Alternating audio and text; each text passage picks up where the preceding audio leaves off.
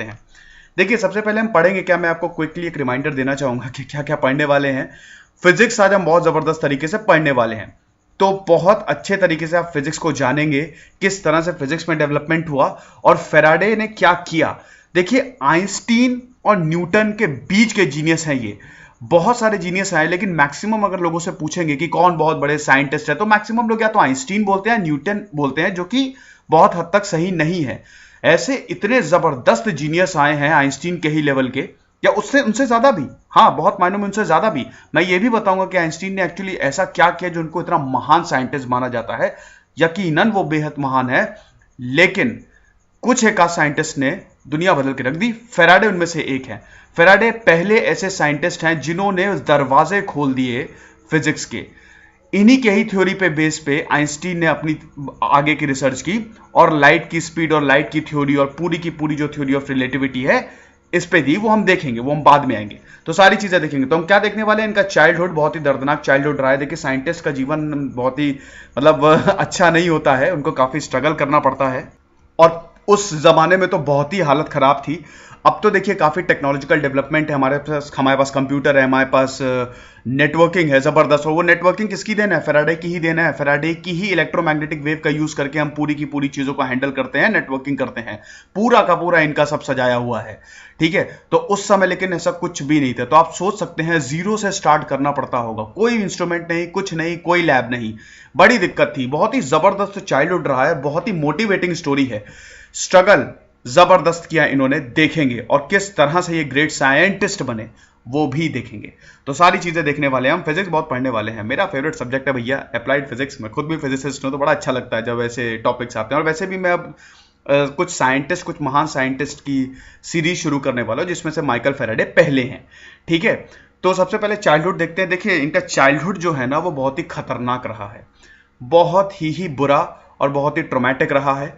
Michael Faraday का जो जन्म था वो 22 सितंबर को हुआ था 1791 में। मुझसे लाइन कभी सीधी खिंचती ही नहीं, पता नहीं क्यों। 1791 में उनका जन्म हुआ था, ठीक है। इंग्लैंड है, इंग्लिश फिजिसिस्ट है, ठीक है। और न्यूविंटन बर्ट्सविच में रहते थे। इनके पिताजी जो थे जेम्स फेराडे, और इनकी जो माता जी थी मार्गरेट हैस्वेल, ठीक है, वो मतलब इनके पेरेंट्स थे। लेकिन यहां पे है ट्विस्ट, बेहद गरीब थे। माइकल फेराडे का जन्म बहुत ही पुअर फैमिली में हुआ था, स्लम में हुआ था, वो स्लम में पैदा हुए थे। माइकल फेराडे ने एक इंसिडेंट में यह बताया है कि मुझे एक ब्रेड का टुकड़ा मिलता था और दो तीन दिन तक चलाना पड़ता था, क्योंकि हमारे पास खाने तक को पैसा नहीं था। इतनी बुरी हालत थी, बहुत बुरी हालत थी, बहुत ज्यादा, ठीक है। स्कूलिंग की अगर हम बात करें तो माइकल फेराडे ने बहुत जबरदस्त कोई ऐसी खास स्कूलिंग की नहीं है, उन्होंने स्कूल में पढ़े ही नहीं है। He was not educated at all. So could you believe it, मतलब एक साइंटिस्ट जिसने पढ़ाई नहीं की, जिसने कभी स्कूल अटेंड ही नहीं किया, वो एक वैज्ञानिक बन जाता है। इससे यह साबित होता है कि काबिलियत पे भरोसा करना चाहिए। इन्होंने सिर्फ पढ़ाई की, इन्होंने सिर्फ बुक्स पढ़ी, ठीक है, और उसी पे ही पूरा का पूरा बेस तैयार किया, ठीक है, उसी हिसाब से, ठीक है। कोई इनके पास डिग्री नहीं थी, कोई इनके पास ट्रेनिंग नहीं थी। इसके काफी ड्रॉबैक भी हुए। इसका मतलब ये नहीं भैया कि स्कूल छोड़ के घर बैठ जाओ, कॉलेज वाले छोड़ के, बहुत बड़े ड्रॉबैक्स भी थे, वो हम देखेंगे क्या क्या ड्रॉबैक्स थे, ठीक है। स्कूल का कुछ ऐसा था कि जब माइकल फेराडे बहुत छोटे थे, 13 साल के थे, तो वो आर को फ बोलते थे, मतलब र को फ बोलते थे। तो उनकी टीचर ने पूछा, बेटा तुम्हारा नाम क्या है? तो उन्होंने कहा कि माइकल फेराडे मैम, ठीक है। तो इससे बड़ी इनको डांट पड़ी। टीचर ने सोचा कि इनका मजाक उड़ाना है, तो बड़ा डांट पड़ी। इतने में क्या हुआ, पनिशमेंट भी मिली इनको। इतने में क्या हुआ, इनकी माता जी आती है और इनको निकाल के ले जाती है स्कूल से। उसके बाद इन्होंने कभी भी स्कूल अटेंड किया ही नहीं। पारिवारिक हालत भी बहुत खराब थी। जेम्स फेराडे की तबीयत बहुत ज्यादा खराब रहती थी, बहुत बीमार थे, ठीक है, बहुत सारी चीजें थी। मैंने आपको एक चीज बताई थी कि एक पॉइंट पे क्या होता है कि इंसान एक ऐसा पॉइंट आता है उसके जीवन में जब वो बहुत ब्रेक हो जाता है। हालांकि मैं नहीं चाहता हूं किसी के जीवन में ऐसा है, लेकिन आता है। जो उसको सरवाइव कर गया वो फिर बहुत ऊपर उठता है, ठीक है। माइकल फेराडे ने ऐसे ही किया, लोएस्ट पॉइंट पे थे, वहां से उठे वो। तो फिर उसके बाद फाइनली माइकल फेराडे जो हैं, तीसरे चाइल्ड हैं, 4 बच्चे होते हैं जेम्स फेराडे और मार्गरेट हैस्वेल के, ठीक है। और ये तीसरे बेटे थे। और बहुत ही बेसिक एजुकेशन, जैसा कि मैं ऑलरेडी बता चुका हूं, पढ़े थे ही नहीं। 13 साल की उम्र में इनको निकाल दिया गया था।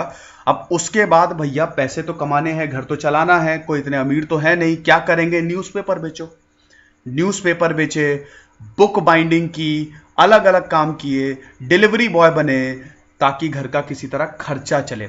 एपीजे अब्दुल कलाम, बिल्कुल जैसा, उनका भी रिव्यू किया है, बहुत इंस्पायरिंग स्टोरी है, जरूर देखिएगा। ठीक है, स्टडी आईक्यू पे जरूर टाइप करिएगा और उनके बारे में भी जानिएगा, उनका भी मैंने किया है। ठीक है, तो ये चीज थी। और एक चीज और बताना चाहूंगा, माइकल फेराडे जो थे ना, बहुत ही ऑनेस्ट बंदे थे। मतलब ऐसा कुछ हिसाब किताब था कि इनकी ऑनेस्टी के सब दाद देते थे, जहां पे भी ये काम करते थे बोलते थे कि भाई लड़का हो तो ऐसा। ठीक है, तो एकदम आइडियल इंसान थे। अब देखते हैं, देखिए कोई इनके पास अर्ली एजुकेशन नहीं थी। देखिए प्रॉब्लम क्या होती है, प्रॉब्लम, चलिए मैं आपको एक चीज बताता हूँ। फिजिक्स जो है ना वो दो पार्ट में है। अगर पूरी आप फिजिक्स को, वैसे फिजिक्स का सिंपल अगर है पूछे तो क्या है, तो इसके एक ही आंसर है कि स्टडी ऑफ द यूनिवर्स, खत्म। हम पूरी यूनिवर्स, पूरी कॉस्मोस को जो स्टडी करते हैं लॉज और फॉर्मूलेस डिराइव करके, उसी को फिजिक्स कहते हैं, सीधी बात है, या है ना। तो फिजिक्स जो है वो दो में डिवाइडेड है, एक है एक्सपेरिमेंटल, एक है थ्योरेटिकल, जिसको प्रैक्टिकल भी कहते हैं एक्सपेरिमेंटल को। ठीक है, तो इन दो में फिजिक्स डिवाइडेड है। थ्योरेटिकल क्या है कि आपने बोल दिया मैं उड़ सकता हूं, ठीक है, कोई मानेगा नहीं। क्यों नहीं मानेगा? प्रूफ कहां है? या तो आप मैथमेटिकल इक्वेशन से प्रूफ करके बताइए। भैया मैथ्स क्यों बनाई गई? फिजिक्स के लिए ही मैथ्स बनाई गई है, आपको बता दूं। मैथ्स का जन्म ही फिजिक्स के लिए हुआ है। ठीक है, हथियार है फिजिक्स का वो। तो मैथ्स या तो आप मैथमेटिकल इक्वेशन देके प्रूफ करिए कि हम उड़ सकते हैं, नहीं तो एक्सपेरिमेंट करके दिखाइए। अब क्या होता है, जो थ्योरेटिकल डाटा आप करते हैं, वैसे दोनों एक ही पार्ट है, दोनों एक दूसरे से को रिलेटेड है। जो एक्सपेरिमेंटल डाटा आप देते हैं, जो थ्योरेटिकल डाटा देते हैं, उसको एक्सपेरिमेंटली वेरीफाई किया जाता है। अगर वो एक्सपेरिमेंटली आपके थ्योरेटिकल डाटा और एक्सपेरिमेंट जो किया है, इन दोनों की वैल्यू सेम आई, इसका मतलब आपकी थ्योरी प्रूव हो गई, आप उड़ सकते हैं। नहीं आई तो नहीं उड़ सकते। तो ये कंसेप्ट है फिजिक्स का। मैं ये आपको क्यों बता रहा हूं? मैं ये आपको इसलिए बता रहा हूं क्योंकि जो माइकल फेराडे थे, उन्होंने कभी स्कूलिंग अटेंड नहीं की और बाद में वो बहुत जबरदस्त थ्योरी की बात करने लगे, जो बहुत लेटर ईयर में प्रूव हुई। लेकिन माइकल फेराडे प्रूव नहीं कर पाए थ्योरेटिकली, क्योंकि उनकी प्रॉपर स्कूलिंग नहीं थी। तो ये फर्क पड़ता है। वो मैथ्स में बहुत जबरदस्त नहीं थे, बहुत ही बढ़िया एक्सपेरिमेंटल फिजिसिस्ट थे। ठीक है, सबसे पहले तो हालांकि केमिस्ट हुए, वो बहुत ही बढ़िया एक्सपेरिमेंटल फिजिसिस्ट थे, लेकिन मैथ्स नहीं कर पाए। तो खैर हम अपने उस पर आते हैं। ठीक है, तो स्कूलिंग बहुत ज़रूरी होती है। तो अब क्या होता था कि उनको 13 साल की उम्र में बुक बाइंडिंग का काम मिलता है। वो एज अ बुक बाइंडर काम करते हैं। अब डेडिकेशन देखिए आप, सुबह से शाम तक बुक बाइंडिंग, रात में पढ़ाई, इसी दौरान दिन रात पढ़ते हैं, बुकों के बीच रहते हैं। भगवान रास्ता बना देता है, रेवोल्यूशन अपने आप चलता है, एवोल्यूशन अपने आप चलता है, ये इसमें कोई दो राय नहीं है। तो हर किसी के लिए प्लान्स होते हैं। तो दिन भर काम, रात में बुक पढ़ते हैं। आइजैक वॉट्स की everything that can the things which can change your mind, improvement of the mind, sorry, improvement of the mind book का नाम है। तो ये बुक पूरी तरह वो पढ़ने लगे और इस बुक का मतलब सबसे जो पसंद आई थी और सबसे ज्यादा इंपैक्ट इस बुक से हुए थे हमारे माइकल फेराडे। आगे देखते हैं। तो काफी बुक पढ़ने लगे, काफी चीजें देखने लगे, फिजिक्स में इनका इंटरेस्ट डेवलप होने लगा, साइंस में इनका इंटरेस्ट डेवलप होने लगा, रीजन करने लगे। अब भैया लंदन और इंग्लैंड में तो भैया वो तो साइंटिस्ट का घर था, रॉयल सोसाइटी ऑफ लंदन, ये भैया हर किसी को पता थी उस समय, बहुत जाना माना नाम था। तो ये जो थे लेक्चर सुनने जाते थे। हम्फ्री डेवी और भी बहुत साइंटिस्ट थे, ये बहुत बड़े केमिस्ट थे। क्या अचीवमेंट थी इनकी, प्लीज कमेंट बॉक्स में लिख के बताइए, थोड़ा आप भी सर्च करिए।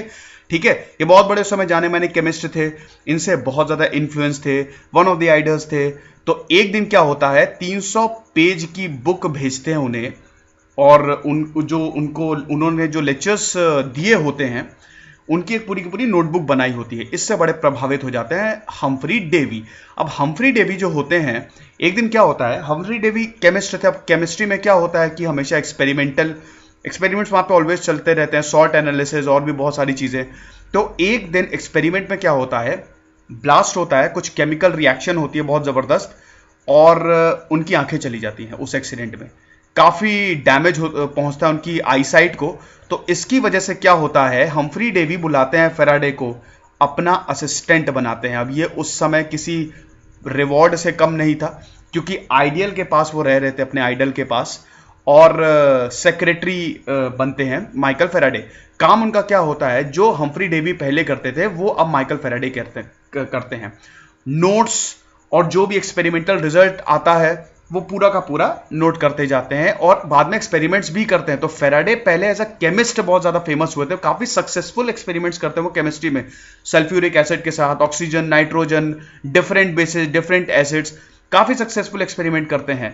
बाद में ये बोला जाने लगा कि हम्फ्री डेवी की सबसे बड़ी डिस्कवरी जो थी वो तो माइकल फेराडे थी। तो ये बाद में जब हम्फ्री डेवी खुद सुने ये बात, तब उनको दिमाग खराब होने लगा। उसके बाद जलन की भावना स्टार्ट हो गई, उस पर हम थोड़ी देर बाद में आएंगे। फिलहाल हम ये देखते हैं कि देखिए माइकल फेराडे एक बहुत ही सिंपल इंसान थे। जिस इंसान ने कभी अमीर मतलब कभी भी बहुत ज्यादा पैसा नहीं देखा, कोई लग्जरी नहीं देखी, तो डाउन टू अर्थ बहुत ही जमीन से जुड़े हुए इंसान थे। अब इंग्लैंड में आप जानते ही हैं भैया, पता नहीं अपने आप को कहाँ का 30 मार खा समझते हैं, सब कुछ के आगे रॉयल लगा देते हैं, royal air force, royal navy, royal accent, गोरे हैं तो बस, ठीक है। तो प्रॉब्लम ये थी, माइकल फेराडे ऐसे बिल्कुल नहीं थे। देखिए काफ़ी वहाँ पे मतलब मैनर्स और आपके एडिकेट्स को बहुत ज़्यादा बल दिया जाता है। आप पब्लिक में बिल्कुल भी डकार नहीं ले सकते, यू कैन नॉट बप, बिल्कुल भी। अगर आप ज़रा सा भी ऐसा कुछ करेंगे वो बिल्कुल आपको डिस्कार्ड कर देंगे, एकदम एकदम हटा ही देंगे, ठीक है। तो इस तरह का इंग्लैंड में मतलब कल्चर है, ठीक है, जो कि बिल्कुल ठीक है। अपने अपने कल्चर होते हैं, अपने अपने हिसाब से बिल्कुल सही है, कोई इसमें प्रॉब्लम नहीं है, ठीक है। तो फेराडे इसमें बिल्कुल फिट नहीं बैठते थे। हम्फ्री डेवी के साथ वो वर्ल्ड ट्रैवल करते थे, प्रॉब्लम होती थी, यूरोप ट्रैवल करते थे तो वहां पे बड़ी प्रॉब्लम हुई थी। वैले नहीं आया था। वैले कौन होता है? कमाल की चीज होती है वैले। चलिए ये भी कमेंट बॉक्स में बताइए, बहुत जबरदस्त इंसान, ठीक है। वैले नहीं, माइकल फेराडे को बोल रहा हूं, ठीक है। तो क्या होता है कि माइकल फेराडे जो हैं वो मतलब थोड़ा सा उनके साथ डिस्क्रिमिनेशन होता है। चलिए वैले की मीनिंग मैं बता देता हूं, ये आपसे नहीं पूछूंगा कमेंट बॉक्स में। देखिए वैले मतलब होता है वो इंसान जो कि क्लीनिंग के लिए रिस्पॉन्सिबल होता है और जो गाड़ियों को पार्क करता है। जैसे आप बड़ी बड़ी जब जगहों पे जाएंगे तो आप खुद पार्क नहीं करते, वहां पे वैले होता है, आप उनको दे दीजिए, मतलब इंसान, ठीक है, उनको वैले कहते हैं, आप दे दीजिए, आराम से वो आपका काम करेंगे। तो भैया माइकल फेराडे को ये काम करना पड़ता था, बहुत दुख होता था माइकल फेराडे को, बहुत ज़्यादा दिल पे नहीं लेते थे, लेकिन फिर भी, हालांकि कोई ऐसा इंसिडेंट नहीं है कि बहुत ज़्यादा, लेकिन एक चीज़ है, उनकी जो वाइफ थी हम्फ्री डेवी की, वो बहुत बुरा बर्ताव करती थी माइकल फेराडे के साथ। वो क्या करती थी, वो बिल्कुल इनको इक्वल ट्रीट नहीं करती थी। अगर ये खाना खाते थे, साथ में बैठ के टेबल पे बैठ के खाना खाने की इजाज़त नहीं थी। अगर वो एक वैन में जा रहे हैं तो माइकल फेराडे दूसरी वैन में जाएंगे। तो हम्फ्री डेवी की वाइफ बड़ा इनसे डिस्क्रिमिनेट करती थी। तो ये सारी चीज़ें थी। खैर कोई बात नहीं, जब तक इंसान महान नहीं बनता, अपने आप को प्रूव नहीं करता है, तो उसकी कोई वैल्यू नहीं होती, जो कि बहुत ही गलत है, ठीक है। ऐसा नहीं होना चाहिए, क्योंकि आपको पता नहीं कब कौन क्या कर जाए। तो फेराडे जो है वो फाइनली सैरा बर्नार्ड से शादी करते हैं, ठीक है। ये अरेंज कम लव मैरिज होती है, बहुत ज़्यादा प्यार करते हैं सैरा बर्नार्ड से शादी के बाद, ठीक है। और सैंडेमेनियन चर्च, देखिए सैंडेमेनियन होते हैं, बहुत ही माइनॉरिटी क्रिश्चियन ग्रुप होता है, माइनॉरिटी में होता है, तो एक छोटा सा ग्रुप होता है, तो सैंडेमेनियन होते हैं ये। पूरा अच्छे से शादी होती है और बहुत ज़्यादा प्यार होता है दोनों में। आगे देखते हैं। देखिए अब हम सीधे कूदते हैं फिजिक्स के ऊपर। ओर्स्टेड ने पहले ही ये डेवलप कर दिया था कि भैया देखो, इलेक्ट्रिक करंट जो है, अगर उसको एक कंडक्टर में दौड़ा दो, मैग्नेटिक फील्ड प्रोड्यूस हो जाएगी। What is magnetic field? The current around a space carrying conductor, ठीक है, sorry, the field around a space carrying conductor. क्या बोल रहा हूं मैं, लगता है मेरी भी आजकल स्लिप ऑफ टंग बहुत ज्यादा होने लगी है। I am really sorry. Actually तो डेफिनेशन है the space around a current carrying conductor. मतलब जैसे ही आप कंडक्टर में, देखिए मटेरियल्स तीन में डिवाइड होते हैं ना, आपको पता है, कंडक्टर्स, सेमीकंडक्टर्स और इंसुलेटर्स। इसकी फिजिक्स में मैं बिल्कुल नहीं जाऊंगा, लेकिन मैं बता देता हूं, इसको डिवाइड इनके बैंड गैप के हिसाब से किया जाता है। बैंड गैप क्या होता है? देखिए, difference between valence band and conduction band, different in energy, difference is energy, इसको इलेक्ट्रॉन वोल्ट में नापा जाता है। ये ठीक उसी तरह, मान लीजिए आपके पड़ोस की दीवार बिल्कुल जुड़ी हुई है, तो आप आसानी से जंप करके दूसरी दीवार पे, मतलब दूसरे घर में चले जाएंगे। क्रिकेट खेल रहे हैं, बॉल चली गई पड़ोसी की, तो आराम से चले जाएंगे। तो वो होते हैं कंडक्टर जिनका बैंड गैप बहुत ही कम होता है, होता ही नहीं है, ठीक है। सेमीकंडक्टर्स क्या होते हैं? जो रूम टेम्परेचर पे तो जिनका बैंड गैप होता है, लेकिन जरा से आप एनर्जी दीजिए तो बैंड गैप बहुत कम हो जाता है, मतलब कोवेलेंट बॉन्ड्स जो होते हैं वो टूट जाते हैं, ठीक है। इंसुलेटर जिनका बैंड गैप बहुत ज्यादा होता है, भैया खंबे पे लगे रहते हैं ना, तभी तो चिपकते नहीं है, ठीक है। तो ये कंडक्टर सेमीकंडक्टर इंसुलेटर्स होते हैं। सेमीकंडक्टर सबसे ज्यादा इंपॉर्टेंट है क्योंकि पूरी की पूरी नेटवर्किंग और इंटरनेट और कंप्यूटर और मोबाइल पूरा का पूरा सेमीकंडक्टर से चलती है। मदरबोर्ड सिलिकॉन सेमीकंडक्टर है वो, ठीक है। तो इस तरह का होता है। तो अब क्या होता है कि आप किसी भी कंडक्टर में, कंडक्टर यानी कि कॉपर, सिल्वर इज अ, चांदी बहुत अच्छा होता है, आपके तार में कॉपर होता है ना, बहुत जबरदस्त तरीके से करंट दौड़ता है, उससे अच्छा चांदी होता है। लेकिन चांदी क्यों नहीं लगाते, सिल्वर इसलिए नहीं लगाते, वरना भैया तार खोल खोल के सब सिल्वर निकाल लेंगे, ठीक है। तो silver is a very good conductor, ठीक है। तो अब कंडक्टर में आप करंट दौड़ा दीजिए, ये स्पेस जो है मतलब एक फील्ड टाइप की इस कंडक्टर के अराउंड डेवलप हो जाएगी, जिसको मैग्नेटिक फील्ड कहते हैं। ये ओर्स्टेड ने डेवलप किया था एक्सपेरिमेंट करके, निडल। अब उसी को कंटिन्यू किया आगे माइकल फेराडे ने। 2 सोलेनोइड लगाए, करंट दौड़ाया, निडल जो है वो डिफ्लेक्ट हुई। देखिए निडल का डिफ्लेक्शन क्या ये दर्शाता है, ये दर्शाता है कि मैग्नेटिक फील्ड प्रेजेंट है, मैग्नेटिक कंपोनेंट प्रेजेंट है। क्या होता है कि अर्थ की भी मैग्नेटिक फील्ड है, आपको पता है, इसीलिए जो कॉस्मिक रेज है ना यहां पे नहीं आ रही है। अर्थ की मैग्नेटिक फील्ड की वजह, मतलब जो हमारा अर्थ का जो कोर है अंदर, आपको पता है ना कि अर्थ में सेंट्रल कोर है, वो घूम रहा है, तो फील्ड डेवलप हो रही है आसपास, जिसकी वजह से बाहर की जो हार्मफुल रेज हैं, कॉस्मिक रेज, वो यहां पे आ नहीं पा रही हैं। तो अर्थ की एक मैग्नेटिक फील्ड है जिसकी वजह से कंपास पूरा का पूरा काम करता है। देखिए ये बहुत जरूरी है समझाना, आगे की चीजों को समझाने के लिए, ठीक है। तो और बहुत ही सिंपलेस्ट लैंग्वेज में बता रहा हूं, ठीक है। तो ये चीज है। तो इसी तरह अगर निडल घूमी तो इसका मतलब मैग्नेटिक फील्ड है, कुछ ना कुछ तो गड़बड़ है। तो माइकल फेराडे ने बोला ये तो एक क्रांति हो जाएगी अगर हमने इलेक्ट्रिक फील्ड और मैग्नेटिक फील्ड को मिला दिया। भैया उस समय ऐसा नहीं था, 3 साल फेल हुए, फाइनली इनका एक्सपेरिमेंट सक्सेस हुआ, इनको बड़ी फेम मिली, धीमे धीमे इनकी पॉपुलैरिटी बढ़ने लगी। इन्होंने प्रूव कर दिया कि आराम से, मतलब जब भी कोई मतलब एक वे खोल दिया उन्होंने कि जब भी अगर आप कंडक्टर में करंट दौड़ाएंगे या फ्लक्स चेंज होगा तो एक ईएमएफ जनरेट होगा, ठीक है।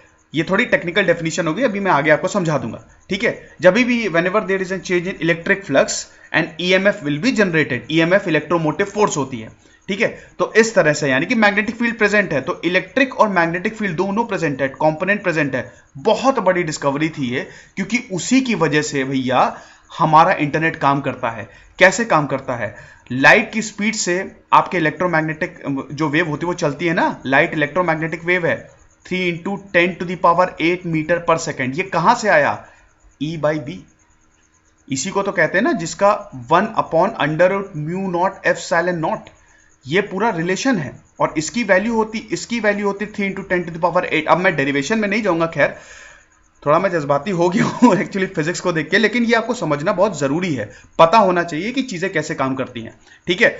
और फेराडे भी यही चाहते थे कि हर किसी को पता हो कि चीजें कैसे काम करती। तो जब भी वो कोई एक्सपेरिमेंट उनका सक्सेसफुल होता था तो वो डेमोन्स्ट्रेट भी करते थे बच्चों को, स्पेशली वो जो युवा थे उनको बिल्कुल ये बताना चाहते थे कि भैया देखो फिजिक्स जरूर पढ़ो। और वो हमेशा ये बोलते थे कि ये बहुत जरूरी है आगे के क्रांति या फिर एक फील्ड की क्रांति के लिए और देश को डेवलप करने के लिए। तो काफी डेमोन्स्ट्रेट भी करते थे, ठीक है, अपने इलेक्ट्रिकल एक्सपेरिमेंट को। तो इस तरह से था। तो फाइनली उनको बहुत ही जबरदस्त रिलेशनशिप मिलती है, ठीक है। शुरू में तो काफी फेल होते हैं, हम्फ्री डेवी की भैया फिर वो आंख के नासूर बन जाते हैं, वो बोलते हैं ये तो बहुत गलत बात है, तो एक काम करो अब तुम माइकल, ऑप्टिकल वुड्स में लग जाओ, ऑप्टिकल ग्लासेस को इंप्रूव करने में लग जाओ। अरे भैया ऑप्टिक्स बिल्कुल अलग ब्रांच है, माइकल फेराडे को इसका ओ भी नहीं आता था कि ये है क्या, वहां पे इन्होंने लगा दिया जबरदस्त फेल। देखिए ऑप्टिक्स जो ब्रांच होती है वो लाइट से डील करती है, लाइट रिफ्लेक्ट होती है, रिफ्रैक्ट होती है, रिफ्रैक्शन, रिफ्लेक्शन, मिरर में कैसे बिहेव करेगी, लेंस में कैसे बिहेव करेगी, रिफ्रैक्टिव इंडेक्स कैसा होगा, तो इस तरह से होती है, ठीक है। तो वो अलग बिल्कुल ब्रांच है, कहां इलेक्ट्रिसिटी कहां ऑप्टिक्स। 3-4 साल इसमें लगे हुए, क्वालिटी को बिल्कुल इंप्रूव करने में लगे हुए, लेकिन बिल्कुल फेल हुए, कुछ भी इनको नहीं मिला, कोई भी जबरदस्त रिफ्लेक्टिंग ग्लास नहीं मिला, जो बहुत ही प्रॉब्लम की। तो गुस्से में आके इन्होंने क्या किया था कि एक अपने फेल्ड सोवेनियर के तौर पे एक ग्लास का ब्रिक रख लिया था इन्होंने अपने पास, है ना, क्योंकि ऑप्टिक्स पूरा का पूरा ग्लासेस से काम करते थे और इनकी आईसाइट को भी, इनकी हेल्थ भी बहुत डिटोरिएट हुई, क्योंकि जब कांच से अगर आप काम करते हैं तो बहुत ही डेंजरस होता है वो, ठीक है, आपकी आईसाइट के लिए और आपकी हेल्थ के लिए भी काफी अलग अलग रीजंस होते हैं। ठीक है, तो ये बड़ी दिक्कत हुई, तो 4 साल अगेन वो काफी इसमें फेल हुए। अब इसीलिए ही जैसा कि मैंने बताया कि हम्फ्री डेवी का ये सब किया धरा था, लेकिन जब हम्फ्री डेवी की डेथ हुई तब वो एक स्टेप आगे चले गए। कैसे आगे चले गए? अपने एक्सपेरिमेंट उन्होंने फुल स्विंग में स्टार्ट कर दिए इलेक्ट्रिक और मैग्नेटिक फील्ड के। ये बहुत बड़ा बूस्ट मिला। देखिए, जो भी बड़े बड़े साइंटिस्ट हैं वो ये बोलते हैं, और मैं भी यही मानता हूं, वैसे मैं बहुत बड़ा मैं तो कुछ नहीं हूं वैसे अगर आप देखा जाए, लेकिन एक कोई यूनिफाइड थ्योरी होनी चाहिए। स्टीफन हॉकिंग भी यही मानते थे। ठीक है, स्टीफन हॉकिंग गजब के इंसान, अभी उनका स्वर्गवास हुआ, और क्या क्या बात कही। मैंने उनका रिव्यू किया हुआ है, उनकी बुक का the brief history of time. कितने सिंपल तरीके से उन्होंने बताया है कि ब्लैक होल क्या है, टाइम क्या है, लाइट की स्पीड क्या है। देखिए, मैं आपको बहुत ही जबरदस्त रिलेशन बताता हूं। हर चीज, हर फोर्स कनेक्टेड है लाइट की स्पीड से। आइंस्टीन को इसीलिए इतना महान माना जाता है। आइंस्टीन के 2 पोस्टुलेट में से एक है कि कुछ भी कांस्टेंट नहीं है। न्यूटन ने बोला था कि स्पेस टाइम जो है ना वो कांस्टेंट है। जैसे कि मान लीजिए आप चद्दर है, आप चद्दर पकड़ लीजिए, आप उसमें अगर पत्थर डालेंगे बीच में, मान लीजिए 4 लोगों ने चद्दर पकड़ी हुई है, बेडशीट पकड़ी हुई है, उसके बीचों बीच पत्थर डाला। न्यूटन ने कहा था वो पत्थर बिल्कुल एक, जो चादर है आपकी, वो बिल्कुल एक पत्थर की तरह है, मतलब कुछ नहीं होगा, वहीं पे जाके गिरेगी। आइंस्टीन ने बोला नहीं, जब तुम पत्थर डालोगे बीच में तो वो स्ट्रेच होगी ना, अंदर स्ट्रेच होगी। तो आइंस्टीन ने बोला कि ये स्ट्रेचिंग है, इसको स्ट्रेच कर सकते हैं, इसको एक्सटेंड कर सकते हैं, इसको एक्सपैंड कर सकते हैं। ठीक है, तो फ्लेक्सिबल यूनिवर्स है बेसिकली ये। तो उनका पहला पोस्टुलेट ये था कि कुछ भी रेस्ट पे नहीं है।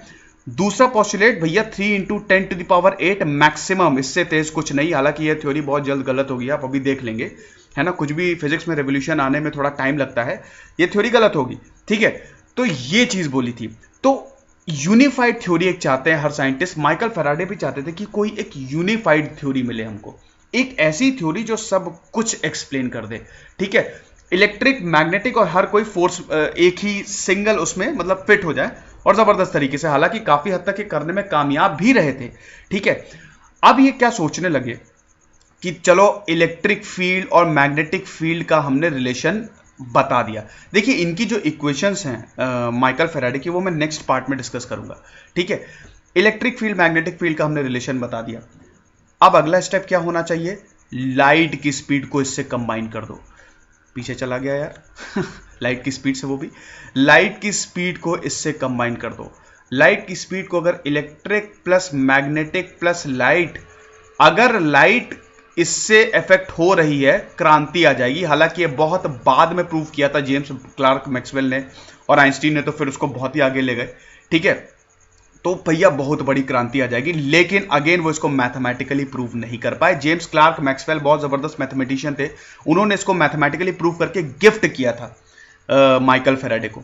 ठीक है, तो जब उनसे बोले कि अच्छा एक बात बताओ, इसको प्रूव कैसे करोगे, कैसे प्रूव करोगे, तब उन्होंने बोला कि मैं प्रूफ कर लूंगा। और बाद में उन्होंने एक्सपेरिमेंटल सेटअप किया और बहुत कायदे से प्रूफ किया। इसकी भी बात हम अच्छे से, किस तरह से एक्सपेरिमेंट इन्होंने सेट किया था, वो हम अगले पार्ट में करेंगे। ठीक है, बड़ी इंटरेस्टिंग स्टोरी है इस चीज की भी। ठीक है, तो माइकल फैराडे क्या होता था कि अर्थ को भी एक जायंट मैग्नेट मानते थे।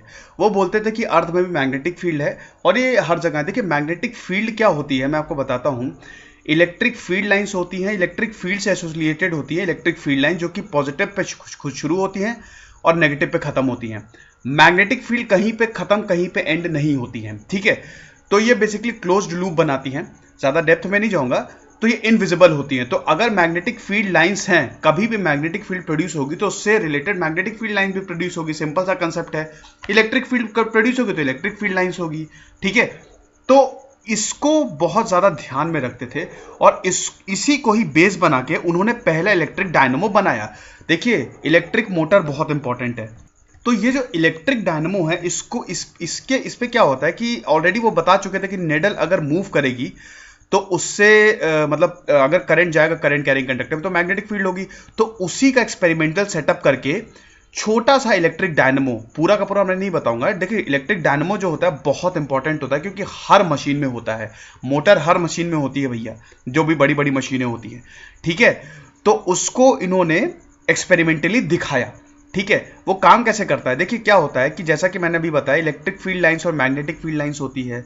अगर ये कोई आपका सरफेस है, जैसा आपकी जमीन है, अगर ये ऐसे फॉल कर रही है परपेंडिकुलर या 90 डिग्री सरफेस पे फॉल कर रही है, तो उसको कहते हैं फ्लक्स, जिस पे हमारा ट्रांसफॉर्मर काम करता है। ट्रांसफॉर्मर होता है ना, फ्लक्स पे ही काम करता है, इसीलिए हमको बिजली मिलती है।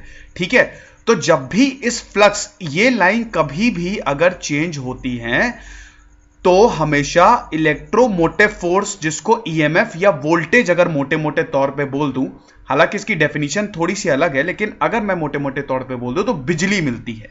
ठीक है, तो इस तरह से होता है, जिसका मैं मैथमेटिकल प्रूफ आपको अगले पार्ट में जरूर दूंगा। ठीक है, तो ये चीज की, तो इसका उन्होंने डेमोन्स्ट्रेट भी किया और काफी इससे समृद्धि भी मिली, और फाइनली वो इलेक्ट्रिक फील्ड और मैग्नेटिक फील्ड को एक करने में कामयाब हो गए, यानी कि आने वाले जो साइंटिस्ट थे उनके लिए बहुत बड़ा काम कर गए माइकल फैराडे, इसीलिए इनको बहुत याद किया जाता है। दूसरी बात क्या है कि काफी इंस्ट्रूमेंट इसी पे ही काम करते हैं। तो ये सारी चीजें थी, उम्मीद है आपको। तो चलिए आगे बढ़ते हैं। देखिए, हमने काफी चीजें देखी थी माइकल फैराडे की। हमने देखा था चाइल्डहुड की किस तरह से वो पॉवर्टी में पैदा हुए, बहुत ही गरीबी में पैदा हुए, अपने हालातों से लड़के उसके बाद वो बुक बाइंडर बने। फिर वो दिन में बुक बाइंडिंग करते थे, रात में पढ़ते थे। उसके बाद हम्फ्री डेवी के असिस्टेंट बने, फिर वहां पे बहुत ही सक्सेसफुल केमिस्ट बने, और उसके बाद इलेक्ट्रिक फील्ड और मैग्नेटिक फील्ड, इन दोनों को कंबाइन करने का काम इन्होंने शुरू कर दिया। इन्होंने ये देखा था कि नीडल डिफ्लेक्ट हो रही है जब ये इलेक्ट्रिक करंट उसमें दे रहे हैं, मतलब पूरा का पूरा एक्सपेरिमेंटल सेटअप था जो ये इंडिकेट करता था कि मैग्नेटिक फील्ड कहीं ना कहीं प्रेजेंट है भैया, तभी तो डिफ्लेक्शन होगा ना। फील्ड मतलब फोर्स है ना, तो ये चीज है। तो ये सारी चीजें हमने देखी थी। अब आगे देखते हैं। देखिए, जहां पे हमने खत्म किया था, मैंने आपको यह बताया था कि उनका एक विजन ये था कि इलेक्ट्रिक फील्ड और मैग्नेटिक फील्ड को कंबाइन कर दो। वो तो हो गया। उसके बाद उस चीज से ये देखो कि लाइट पे क्या इफेक्ट पड़ता है, और अगर लाइट मैग्नेटिक और इलेक्ट्रिक फील्ड से डिविएट हो गई तो ये बहुत बड़ी उपलब्धि है, क्योंकि उसके बाद हम लाइट को अपने हिसाब से कंट्रोल कर पाएंगे। हम फील्ड के हिसाब से लाइट को कंट्रोल कर पाएंगे, और अगर एनर्जी को आपने कंट्रोल कर लिया तो भैया आप भगवान ही हैं लगभग। ठीक है, जो कि बाद में हमको रिलेशन भी मिला। ठीक है, तो ये उन्होंने पूरा का पूरा कुछ सोचना शुरू कर दिया।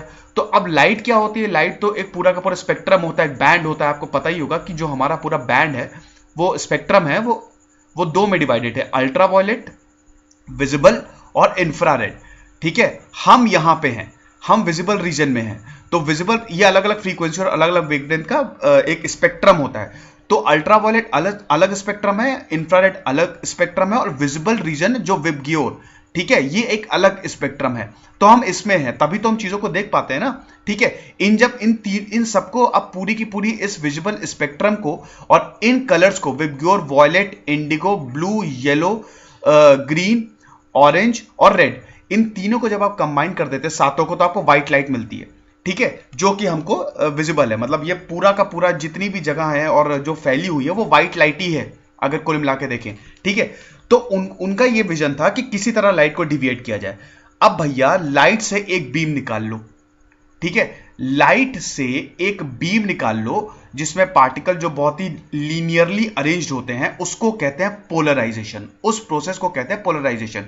ठीक है, जैसे चावल के जत्थे में से आपने एक चावल निकाल लिया, उसी तरह से लाइट के स्पेक्ट्रम में से एक बीम निकाल लो। ठीक है, पोलराइजेशन कैसे अटेन किया जाता है? देखिए, पोलराइजेशन बहुत इंपॉर्टेंट होता है। पोलराइड ग्लासेस आते हैं। ठीक है, अगर आप उन ग्लासेस को पहन लें तो जो रिफ्लेक्शन होता है सामने का, जैसे गाड़ी आपके सामने से आ रही है और बहुत जबरदस्त रिफ्लेक्शन पड़ता है आपकी आंखों से और दिखता नहीं है, वो चीज नहीं होगी, आप आराम से देख पाएंगे। तो पोलराइजेशन क्या करता है? एक लीनियरली पोलराइज्ड लाइट बहुत ही जबरदस्त होती है, जिसमें वाइब्रेशन एक प्लेन में रिस्ट्रिक्ट होते हैं। ठीक है, तो उन्होंने कहा कि अब हम देखते हैं क्या होता है, लेकिन वो ऐसा कर नहीं पाए। एक्सपेरिमेंटल पूरा सेटअप था, करंट दिया इन्होंने, लाइट फॉल हुई, लेकिन लाइट डिविएट नहीं हुई। बड़ी प्रॉब्लम में आ गए। उन्होंने कहा यार, मेरा एक्सपेरिमेंट तो पूरी की पूरी तरह फेल हो रहा है। बहुत परेशान थे, बार बार एक्सपेरिमेंट कर रहे थे, लेकिन ये फेलियर मिल रहा था। उसके बाद उन्होंने सोचा हो सकता है मीडियम में कुछ गलती हो। माइकल फैराडे की बात कर रहा हूं। उसके बाद उन्होंने सोचा कि हो सकता है मीडियम में गलती हो। मीडियम मतलब क्या है कि जैसे मैं बोल रहा हूं तो एयर मीडियम है, आप बोलते हैं एयर मीडियम होता है, वाटर मीडियम होता है। ठीक है, अलग अलग मीडियम्स होते हैं। तो हम क्या करते हैं, मीडियम बदलते हैं। तो उन्होंने अनगिनत केमिकल्स यूज किए, अनगिनत एसिड्स यूज किए, बहुत चीजें, हर एक चीज, अलग अलग ग्लास यूज किए, लेकिन चीजें सही नहीं हो पाई। ठीक है, उनको सक्सेस नहीं मिली। तो गुस्से में उन्होंने क्या किया, चिढ़ में उन्होंने क्या किया, या मजाक में भी कह सकते हैं, याद है मैंने आपको बताया था पिछले लेक्चर में कि हम्फ्री डेवी माइकल फेराडे की सक्सेस से काफी ज्यादा थोड़े से मतलब जलने लगे थे। ठीक है, तो एनबीएस हो गए थे, जिसकी वजह से हम्फ्री डेवी ने बोला कि एक काम करो, तुम ऑप्टिकल ग्लासेस को इंप्रूव करने में लग जाओ।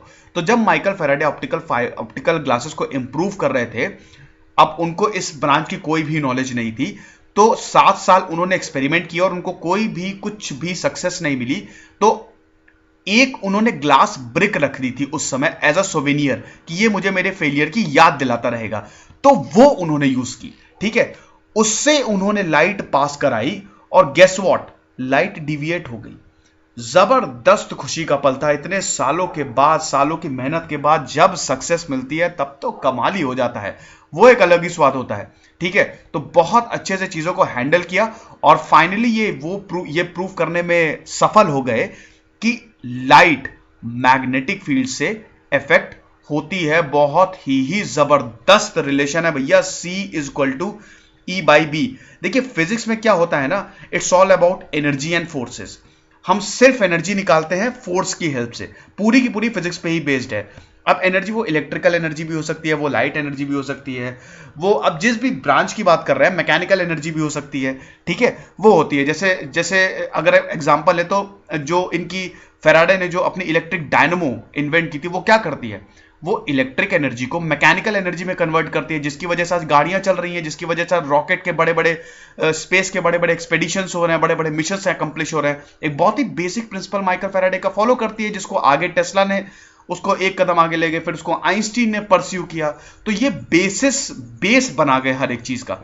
ठीक है, तो इस तरह का चीजें थी। ठीक है, अब क्या होता है कि फाइनली वो, ये मैं ऑलरेडी आपको बता ही चुका हूं कि पूरा का पूरा इलेक्ट्रिक मोटर वो कंस्ट्रक्ट करते हैं और इलेक्ट्रिक डायनमो बनाते हैं। छोटा सा डायनमो होता है, देखिए प्रिंसिपल बनाते हैं, इलेक्ट्रिक डायनमो नहीं बनाते हैं, वो इसकी नींव रख जाते हैं।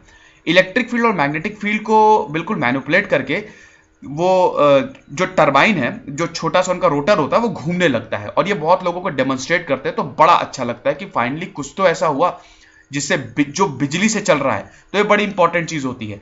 अब उसके बाद वो फाइनली सीरीज ऑफ एक्सपेरिमेंट करते हैं, एक के बाद एक एक्सपेरिमेंट करते हैं। जो इलेक्ट्रिक फील्ड होती है, मतलब जो इलेक्ट्रिसिटी होती है, वो उनकी ब्रांच ऑफ स्पेशलाइजेशन होती है। हालांकि माइकल फेराडे शुरू में तो एज अ केमिस्ट थे, केमिस्ट्री के काफी एक्सपेरिमेंट किए, बट इन्होंने बहुत जगह जो है अपने हाथ आजमाए हैं, काफी डाइवर्स फील्ड में अपने हाथ आजमाए हैं। ऑप्टिक्स में खाली इनको बहुत ज्यादा नॉलेज नहीं थी, लेकिन हर जगह, फिर वो चाहे हीट इलेक्ट्रॉन, मतलब केमिस्ट्री में भी, मतलब तो उसमें भी इन्होंने बहुत अच्छे अपने हाथ आजमाए थे। फेराडेज लॉ ऑफ इलेक्ट्रोलिसिस तो बहुत इंपॉर्टेंट है, बहुत ही ज्यादा फेमस है। ठीक है, तो इलेक्ट्रोलिसिस क्या होता है, चलिए ये आप कमेंट बॉक्स में मुझे बताइए, एक क्वेश्चन तो बनता है। ठीक है, इलेक्ट्रोलिसिस बताइएगा क्या होता है। तो केमिस्ट्री में भी और डाइवर्स फील्ड में भी अपने हाथ उन्होंने आजमाया और अच्छी खासी उनको सक्सेस मिली। ठीक है, तो अब हम देखते हैं कि उनका आगे का जो उन्होंने लॉ दिया है, जो फेराडेज लॉ है, बहुत फेमस लॉ है, जिसकी वजह से भैया हमारे घर में बिजली आती है, वो क्या है। एक चीज और बताना चाहूंगा, साइंटिस्ट अक्सर डिप्रेशन के शिकार होते हैं। उनका ब्रेन इस तरह से डिजाइन होता है कि उनको अक्सर डिप्रेशन होता है, चाहे वो टेस्ला हो, चाहे वो माइकल फेराडे खुद ही क्यों ना हो, आखिरी में इनको डिप्रेशन हुआ। ठीक है, और मेमोरी लॉस भी होने लगे। इनका दिमाग बड़ा कॉम्प्लेक्स होता है। और एक चीज मैं और बताना चाहूंगा कि मैक्सिमम साइंटिस्ट ये बोलते हैं कि उनको कोई ना कोई गाइड करता है, कोई एक सुपर नेचुरल पावर होती है जो उनको गाइड करती है। आप चाहे इंटरव्यूज देख लीजिए, चाहे उनकी ऑटोबायोग्राफी पढ़ लीजिए। टेस्ला तो यहां तक बोलते थे कि मेरी तो आउटर स्पेस वाले लोगों से बात होती है, उनको सब पागल समझने लगे थे।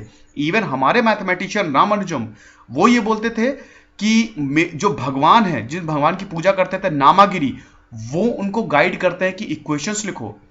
बड़ी जबरदस्त चीज है ये। अगर आप इसको सोचें तो इसका मतलब ये है कि कुछ ना कुछ तो गड़बड़ है। स्पेस में कोई है क्या लाइफ, पता नहीं, वो तो आगे पता चलेगा।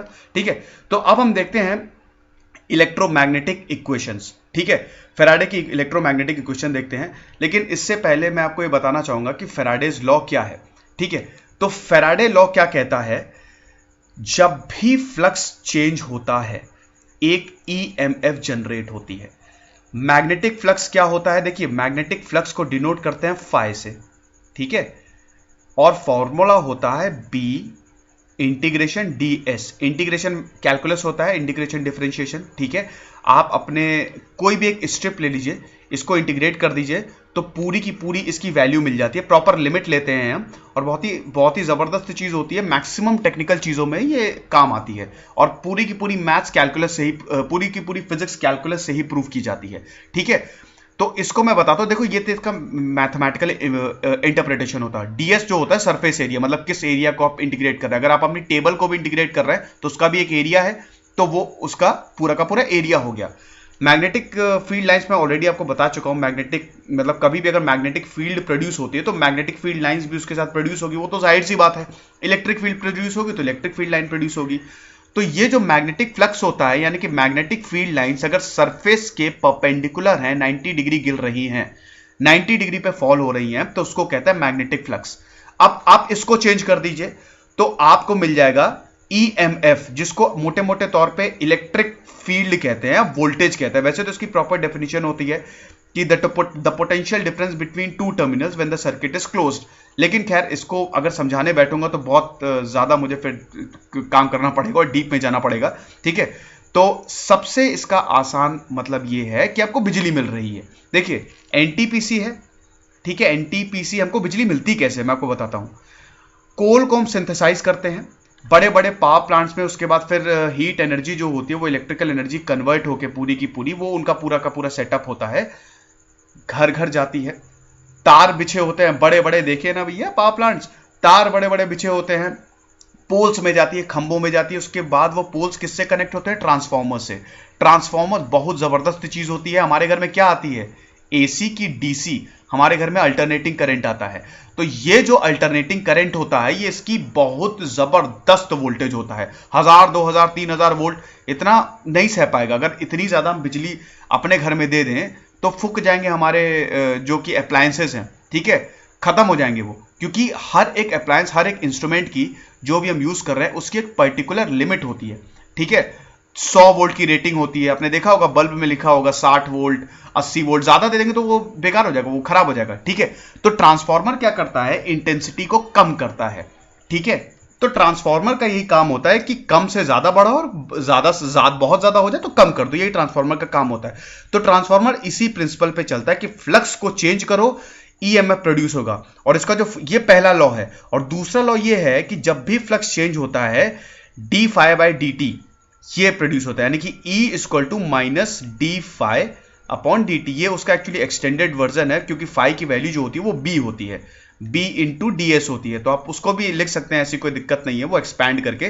तो E equal to minus D phi by D T. Minus Lenz law के कारण होता है, क्योंकि अपोज करता है, मतलब जिस चीज से वो प्रोड्यूस हुआ है उसको अपोज करता है, ठीक है। तो ये टोटल प्रिंसिपल है। ये दो फैराडे के बहुत इंपॉर्टेंट लॉ है, जिसकी वजह से हमारे घर में बिजली आ रही है कि भैया फ्लक्स चेंज करो तो वोल्टेज आएगा। और वो जो वोल्टेज होगा क्यों आ रहा है? क्योंकि टाइम के साथ वेरिएशन हो रहा है हमारे फ्लक्स का, ठीक है। देखिए, अगर किसी को भी टाइम से डिवाइड कर देते तो वो रेट हो जाता है, ठीक है। तो ये चीज है। तो आई होप आप समझ गए होंगे मैं जो बताने की कोशिश कर रहा हूं। देखिए, मैं बहुत सिंपल लैंग्वेज में बता रहा हूं क्योंकि फिजिक्स है, ठीक है। और फिजिक्स से वैसे ही बहुत दूर भागते हैं, देख के ही लगता है अरे बाप रे क्या दे दिया ये। लेकिन ऐसा नहीं है, बहुत ही आसान है। समझने की कोशिश करेंगे तो हर चीज समझ में आ जाएगी। बहुत ही इंटरेस्टिंग ब्रांच है भैया, इसी की वजह से तो आप तक मैं लेक्चर पहुंचा पा रहा हूं, बिल्कुल, ठीक है। तो ये सारी चीजें हैं। अब हम सीधा इलेक्ट्रोमैग्नेटिक इक्वेशन की बात करते हैं। देखिए, क्या हुआ था कि अभी मैंने बताया कि लाइट डिविएट हुई मैग्नेटिक फील्ड से, प्रूफ दो लोगों ने कहा, ठीक है। साइंटिस्ट ने बोला तुम पागल हो गए हो, प्रूफ दो। मैथमेटिकल प्रूफ किधर है? वो तो ठीक है, चलो experimental, I want mathematical proof, where is this. तब फेराडे को दुख हुआ। फेराडे ने कभी स्कूलिंग अटेंड नहीं की थी और यही प्रॉब्लम थी। मैथ्स उनकी बहुत अच्छी नहीं थी और प्रॉपर स्कूलिंग ना होने के कारण वो इन चीजों को प्रूव नहीं कर पाए। क्या था कि फेराडे जो थे, देखिए, फेराडे ने एक्सपेरिमेंट्स किए, वो एक्सपेरिमेंटल फिजिसिस्ट थे, ठीक है। उनका काम किसने किया? James Clark Maxwell. मैक्सवेल एक जबरदस्त इंसान थे, बहुत बड़े जीनियस थे, biggest, one of the biggest scientist of 20th century, ठीक है। जो कि मैक्सवेल थे।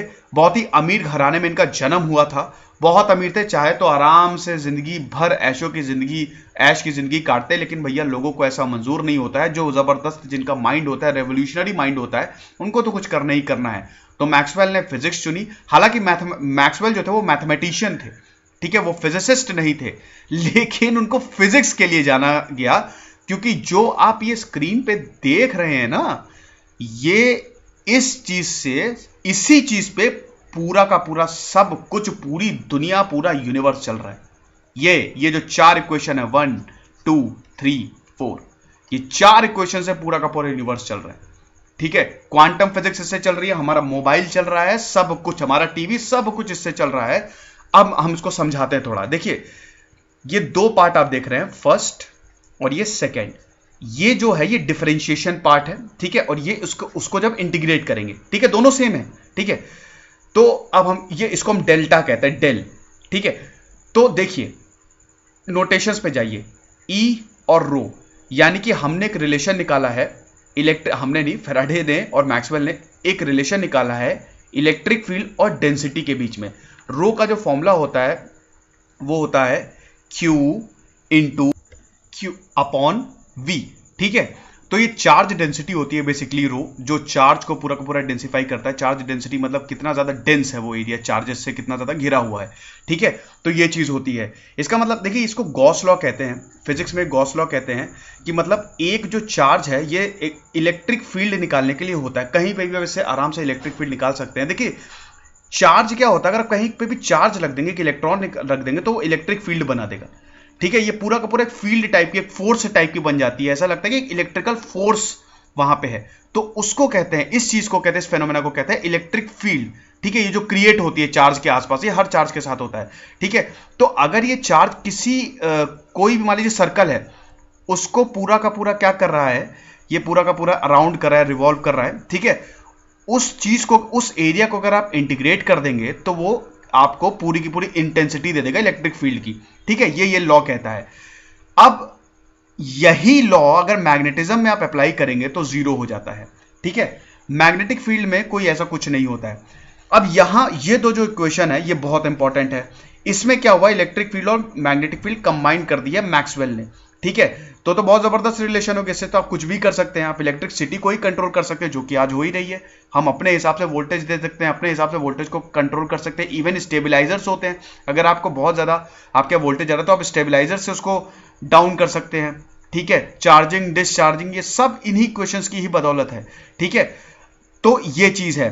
उसके बाद ये भी इक्वेशन जो है ये पूरा का पूरा मैग्नेटिक फील्ड और इलेक्ट्रिक फील्ड को कंबाइन कर रहे हैं। इसको डिस्प्लेसमेंट करंट बोलते हैं। ये जो जे होता है बहुत इंपॉर्टेंट टर्म है, ये बाद में मैक्सवेल ने ऐड किया था, जिसकी वजह से जो लाइट पूरा का पूरा एज अ वेव हो गई थी, ठीक है। क्योंकि पहले एज एन स्टैटिक बोला जा रहा था, बाद में एज अ वेव ये साबित कर दिया था इस टर्म को ऐड करने में, ठीक है। जब आप मैग्नेटिक फील्ड हटा लेते हैं तब भी वहां पे इंटेंसिटी जो है करंट की रहती है, उसी को डिस्प्लेसमेंट करंट बोलते हैं, ठीक है। और ये वेलोसिटी ऑफ लाइट है, इसी से ही वो इक्वेशन आती है। खैर ये पूरा का पूरा डेरिवेशन होता है, जो मैं बोलता हूं कि C = 1/√μ0 ε0, मतलब इसी से ही लाइट की स्पीड को प्रूव किया गया इन इक्वेशन से, ठीक है।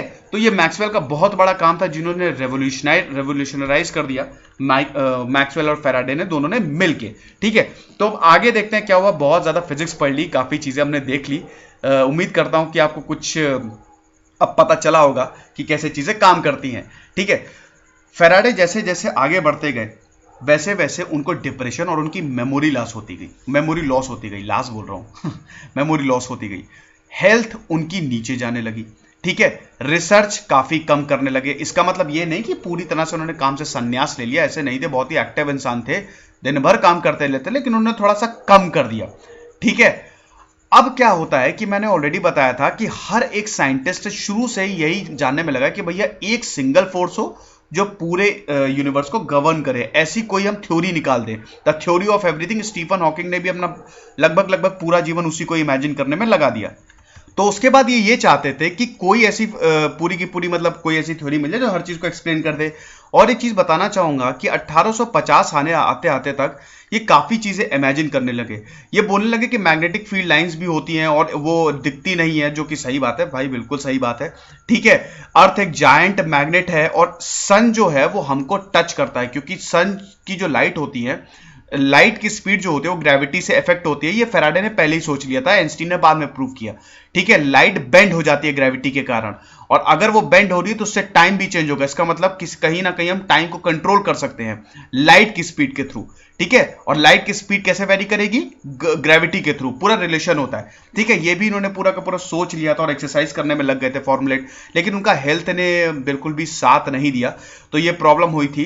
देखिए, अर्थ का जायंट मैग्नेटिज्म क्या होता है कि बहुत सारी मैग्नेटिक फील्ड लाइंस इसके, अब पूरी तो ड्रॉ कर नहीं पाऊंगा मैं, आप देख लीजिएगा इंटरनेट पे बहुत अवेलेबल है, कि वो मैग्नेटिक फील्ड लाइंस होती हैं। कोर रोटेट कर रहा है जिसकी वजह से मैग्नेटिक फील्ड है।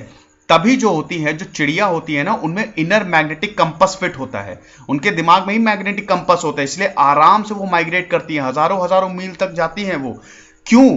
क्योंकि अर्थ की मैग्नेटिक फील्ड है और उनका जो इनर सेंस है वो उसको आसानी से सेंस कर लेता है, तो इसको यूज करके वो कहीं पे भी ट्रैवल कर सकती हैं। ठीक है, 1855 तक फैराडे का जो माइंड था वो पूरी तरह से फेल हो गया। ठीक है, और बिल्कुल ही मतलब 60 आते आते एकदम वो कुछ सोच भी नहीं पाते। और ये आमतौर पे होता है, जो ब्रिलियंट माइंड्स होते हैं एक टाइम पे, क्योंकि और कंट्रोल भी नहीं होता है उस पे। ये एक तो ये होता है ना कि आप स्वामी विवेकानंद की तरह अपने माइंड को कंट्रोल कर लें, ठीक है, लेकिन ऐसा नहीं होता है। ठीक है, आप कंट्रोल भी नहीं कर सकते। तो फैराडे का माइंड धीमे धीमे फेल होने लगा। क्वीन विक्टोरिया ने बोला था कि भैया, सबसे बड़ा अवार्ड होता है honour of a knighthood, sir लग जाता है इसके आगे। ठीक है, कोई भी पर्सनालिटी के आगे जिसको ये मिलता है। उन्होंने बोला कि आप ये अचीव करिए, आपने इतना ज्यादा काम किया है हमारे लिए। उन्होंने कहा कि नहीं, मुझे नहीं करना, मुझे आखिरी तक मिस्टर फैराडे रहना है। हालांकि उन्होंने कॉटेज एक्सेप्ट कर लिया था जो उन्होंने दिया था। ठीक है, तो ये सारी चीजें थी। अब आगे देखते हैं, अब उनकी डेथ देखते हैं। देखिए, फाइनली 1867 में उनकी डेथ होती है और हाईगेट सेमेट्री लंदन में उनको क्या कहते हैं कि दफनाया जाता है। और छोटा सा एक स्टैचू बना हुआ है इनके ऑनर में सेवॉय प्लेस पे, जो कि इंजीनियरिंग का इंस्टीट्यूशन है और टेक्नोलॉजी का इंस्टीट्यूशन है। ठीक है, यहाँ पे देखिए, वैसे तो इनको जितना ऑनर किया जाए उतना कम है। ठीक है, इनको नोबेल प्राइज नहीं मिला है और इंस्टीट्यूट ऑफ फिजिक्स ये इतने प्राइज मिले हुए हैं। हालांकि इनको नोबेल प्राइज मिलना चाहिए था, मुझे अभी तक नहीं समझ में आ रहा है कि क्यों नहीं मिला। बहुत ग्रेटेस्ट साइंटिस्ट को, बहुत ग्रेट साइंटिस्ट को नहीं मिला है। ये तो बिल्कुल उससे मतलब सोच से बाहर है। जिस इंसान ने पूरी नींव रख दी, सब कुछ जबरदस्त तरीके से बदल दिया, उसी को नोबेल प्राइज नहीं। खैर ठीक है, उस प्राइजेस वैसे भी डिफाइन नहीं करते किसी की इंटेलिजेंस को। तो जितने भी इनकी तारीफ की जाए, जितने भी इनको ऑनर दिया जाए, वो कम ही है, बहुत ज्यादा इनको मिलना चाहिए। तो ये पूरी की पूरी कहानी थी। देखिए, एक्सपेरिमेंट माइकल फैराडे के थ्रू आउट लाइफ रहे।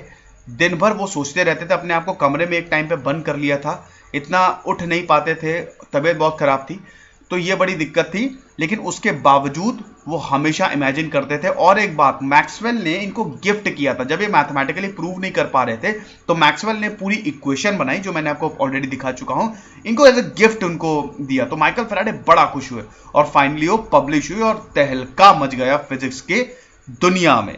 तो ये हमारे माइकल फैराडे के लेक्चर का एंड है। One of the greatest scientist amongst all, कमाल के इंसान।